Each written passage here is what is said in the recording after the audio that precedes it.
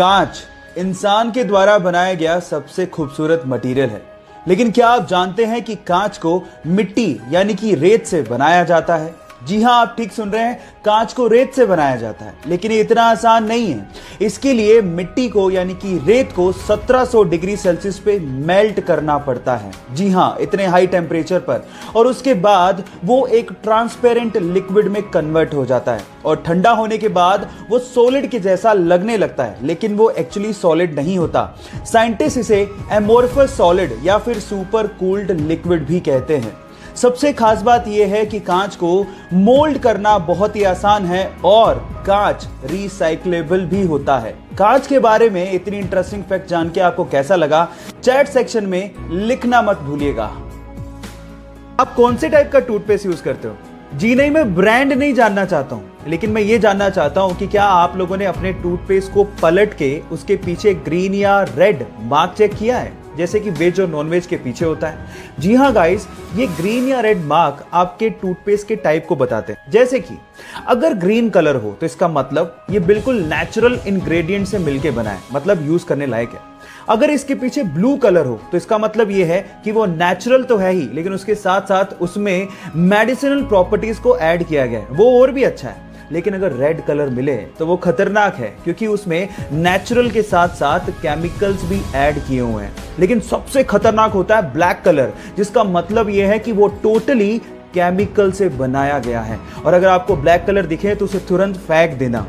अब आप लोग मुझे बताइए कि आपके टूथपेस्ट के पीछे कौन से कलर का बॉक्स है? चैट सेक्शन में लिखना मत भूलिएगा।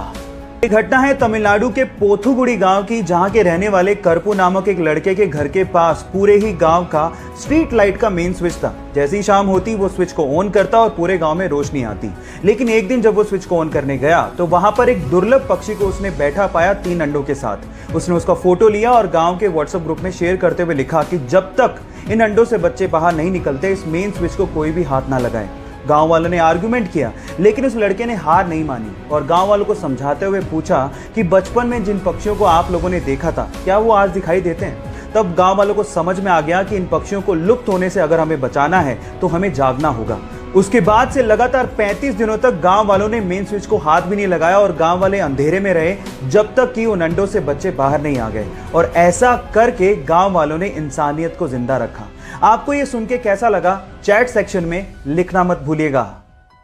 इसके आपने कभी सोचा है कि ऑयल या फिर वाटर के टैंकर हमेशा गोल ही क्यों बनाए जाते हैं, जबकि अगर क्यूबिकल शेप में बनाए तो टैंकर की कैपेसिटी को बढ़ाया जा सकता है? फिर भी हम लोग ऐसा नहीं करते। इसके पीछे का रीजन क्या है? डोंट वरी, मैं आपको बताता हूं। उसके पीछे का रीजन ये है कि जब भी किसी लिक्विड को किसी बॉडी में कैरी किया जाता है तो वो लिक्विड बॉडी के कॉर्नर्स में बहुत ज्यादा प्रेशर बनाता है, जिसकी वजह से कॉर्नर्स के क्रैक होने की संभावना बढ़ जाती है और लिक्विड वहां से लीक भी हो सकता है। इसके विपरीत अगर बॉडी गोल हुई तो वहां पर कोई कॉर्नर होते ही नहीं है, तो क्रैक कहां से होगा? इसके अलावा जो गोल टैंकर्स होते हैं वो ट्रक को एक लो सेंटर ऑफ ग्रेविटी प्रोवाइड करता है, जिससे टैंकर और ट्रक की स्टेबिलिटी बढ़ जाती है। आपको ये इंटरेस्टिंग फैक्ट जान के कैसा लगा? चैट सेक्शन में लिखना मत भूलिएगा।